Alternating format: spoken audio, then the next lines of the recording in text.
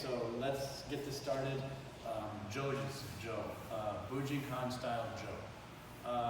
First of all, let's talk about why you should listen to me. My name is Don Rowley. I've been living in Japan for a long time. I was in Japan in 1997 when the theme of 1997 when the theme of the year was Jo, and I've been practicing it since then. One thing about being in Japan at the time, I didn't have kids, so I was able to go to a lot more classes, with the boss. Later on, I started going to other teachers, and they kind of taught me the stuff between the movements that Soke Hatsumi showed. Because Hatsumi Sensei teaches at a certain level, and like basic strikes and stuff like that, I had to learn from other people. And a while ago, Lee and I were talking about doing a seminar, and at the time, I had this stalker of mine by the name of John Duvall, who challenged me to a fight, and because he'd done things like make fun of my wife dying of cancer, trying to get me fired from my job, making subtle threats against my children, spreading lies about me, accusing me of various crimes, I accepted, and I said it would be Dog Brothers rules, basically Dog Brothers rules, which would allow the Jo. Okay, they use rattan sticks or wooden sticks, and and he accepted it first. Of course, he didn't show up. He was gung-ho for a while, and then he eventually started trying to say, "Oh, it's all just a joke, right? This is just a joke. I the challenge and all like that." But before I knew that he wouldn't show up, Lee and I were talking, and we were talking about what to do, and Lee suggested this, and I was already, as one of a few things, and I was already dusting up my notes, practicing my skills, and said, okay, this is probably the best thing to do. So this is, what I'll be teaching is Bujinkan Jo. A lot of people talk about Kukishindenru Jojutsu, but I want to remind people that the Bujinkan and what Hatsumi taught is essentially everything that Hatsumi has ever learned. Okay, so it's not just Kukishindenru. He's also, there are also other arts in the Bujinkan. There's also arts that he has studied. If you go to the Shinken Shirahadome video from Quest, that's Bokuden. That is not a school they learned from Takamatsu. So so Hatsumi Sensei did not just learn Kukishindenru. He studied like Aikido, and Aikido has their own form of Jo. And there's other things. I'm certain that, pretty damn certain that he studied Shindo Musoru Jojutsu at some point, because I've done that, and I've seen things that he's done that mirror it, but I'm going to try to keep myself within stuff that I've seen in the Bujinkan. I'm not going to try to mix arts and pass it off as Bujinkan, but that's it. As for characteristics of the Jo, okay, these are things that you need to consider when using the Jo. These are like before we even start training. Okay, first of all, if I could, have a Rokoshakubo. There's, there's the Hambo, which is about this big, the Jo, thank you, and then there is the Rokushakubo. And each have things that carry over to the other. There's things that you can do with the Bo, Rokushakubo, that you can do with the Jo, things that you can do with the Jo, they can do with the Hambo. And then there's, things that, you can do with the Rokushakubo, but you can't do with the Hambo. And there's things that even like you can do with a Jo that a Hambo or a Rokushakubo really can't do. So if I'm just going to put this aside for right now, I consider the Rokushakubo to be the Hulk, okay? So the Hulk, again, right here, people make fun of this stance, Hekito no Kamae, but if you are on the receiving end of this strike, it will knock you into the next year. It can not only break bones, it can kill in the right situation. But like the Hulk, it is powerful, but big and rather slow movements. You really want to take advantage of the range of the Rokushakubo.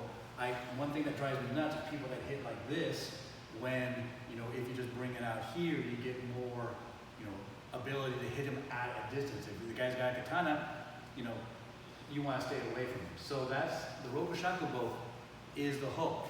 Big, powerful, but rather large motions, easier to see and relatively slow. By comparison, the Jo, you have to think about it as being Natasha Romanoff, the Black Widow. And if you don't understand what I'm talking about because you don't follow Marvel Comics, fooey on you. But you're not going to do as much damage with a strike from the Jo, so you kind of have to do multiple strikes, whatever, rather than just, you know, the Rokashakubo, one strike will basically knock that guy across the room if it's done correctly.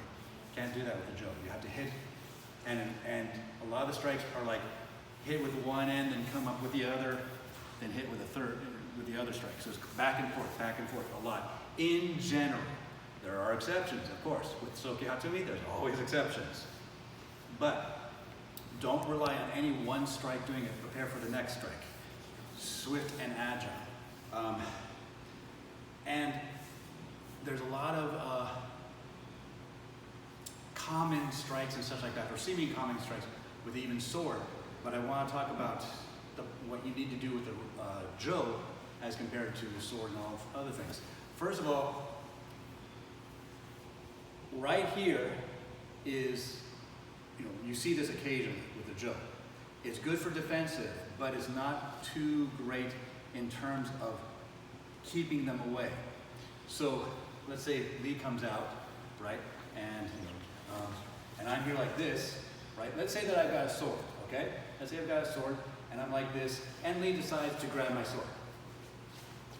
Right, that's going to be a problem, right? I just turn it and stuff like that.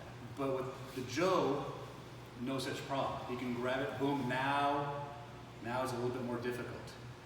So while dealing with a sword, you see this as a defensive, because sometimes you have to be defensive out here with this, rather than get struck down by a sword.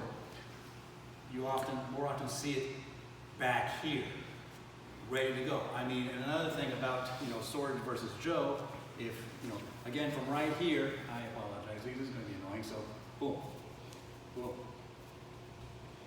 Okay, that's not really doing any damage. That's annoying the hell out of him. But with a sword, I can basically pin him to the wall or slice him with the edge. Can't do that with a Jo. I have to have momentum for the most part. So bringing it back is good for having the momentum ready to go. Build it up and hit. So in general, you want the Jo to be back like this unless there's something that you are planning or on the defensive. As a result, one of the small differences between Jo and katana is I'm going to hit like this, boom, but you might notice that I'm not exactly like in Chuden. This is Chuden with a sword. This is how I hold it with a Jo. First of all, it's out past my hips if I need to, you know. Secondly, it's slightly turned away. So if, let's say, Chris here tries to grab my sword, boom.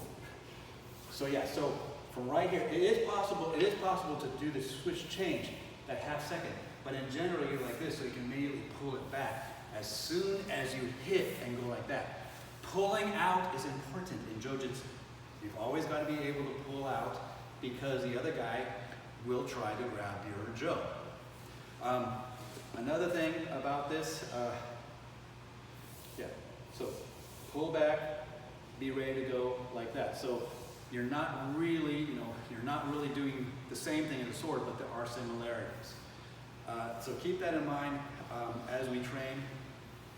In general, instead of having it out here, the preferred way is back here, here, or anything like that. But again, I'm going to be showing a lot of stuff that Hatsumi Sensei did, and a lot of what he did is more like an extension of his taijutsu using the Jo without being used by the Jo. So for the rest of the weekend, I'm going to be throwing a lot of information out there. If you want to record, please go ahead. Please don't share it online except for me. Because 10 years from now, I'm going to be looking back on this video and going, no! Oh, man.